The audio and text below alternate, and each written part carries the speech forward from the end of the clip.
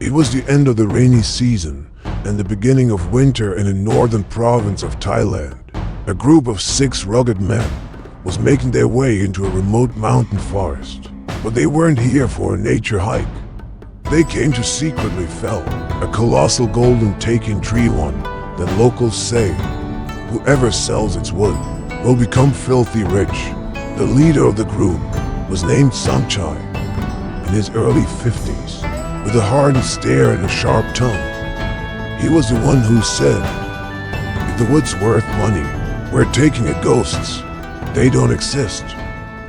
Before they entered the forest, there was an old woman sitting quietly in front of an ancient spirit shrine.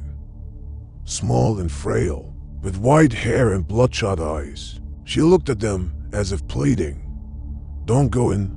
That forest doesn't belong to men. It belongs to something unseen, something that watches." No one paid her any attention. They laughed and cheerfully headed into the forest. But the entire forest was eerily silent. No wind blew. Not a single animal made a sound, not even a bird. The air was heavy with unease, and the scent of the forest carried a faint trace of blood. They pitched their tents deep in the forest, in a strange spot where a massive banyan tree stood, its roots jutting from the ground like twisted hands. A campfire flickered beneath the shadow of the trees. As night fell, a thick mist began to settle in. The beam of the flashlight grew hazy, blurred by the moisture hanging in the air. That night, they all had the same dream. A pale woman in ancient Thai dress, her face expressionless and eyeless, stood silently beneath the Takian tree. The soft, haunting lullaby drifted through the air, as if carried from far away. Stop and leave the forest.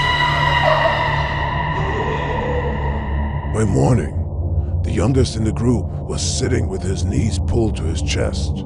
Drenched in sweat, he repeated the same words over and over. "All day she's there. She saw us." On the second day, they reached the Takian tree. It was larger than anything any of them had ever seen. At the base of the trunk were what looked like claw marks etched into the wood like strange, ancient symbols. Scattered around the roots were faded 3-colored cloth ribbons, and incense sticks burned and broken where they stood. And then came the scent, the unmistakable fragrance of old ceremonial perfume, even though none of them had brought any. One of the men started the chainsaw. The engine roared so loudly that a flock of birds scattered into the sky. The moment the blade touched the tree, a piercing scream echoed through the forest. It wasn't human. It sounded like something demonic. The chainsaw shut off on its own, and no matter what they tried, it wouldn't start again. None of the other machines worked either. Samchai was discussing with the team what to do next, when suddenly, the youngest man, the one who had been trembling that morning, quietly wandered off into the forest. No one noticed. No footsteps, no sound. He was simply gone. Everyone agreed to return to camp, as night was beginning to fall.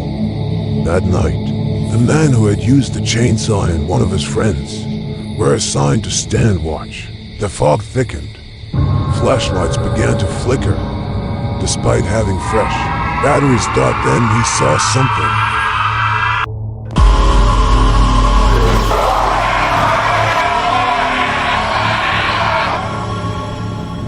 At dawn, the 2 men were found dead in the jungle near the campsite.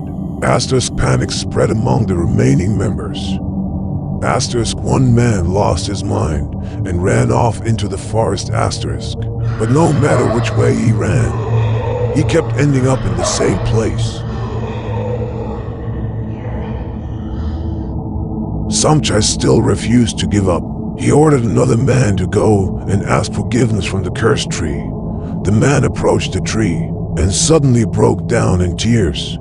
He knelt down, bowed low, and shouted, "I just wanted to feed my family. Please don't kill me." The tree began to sway, though there was no wind. Laughter echoed through the air, the chilling sound of many women laughing in unison. Then Nui started to laugh too. a high-pitched, manic laugh, and he smashed his forehead against the base of the Takian tree until his skull caved in. In the end, only Samchai was left. He sat down and began recording a video of himself, saying, "It was my fault. That old woman was right. We never should have entered this forest. I'm sorry. I just want to go home." As he spoke, the sound of a chainsaw suddenly roared to life behind him. Samchai turned his head, eyes wide with fear.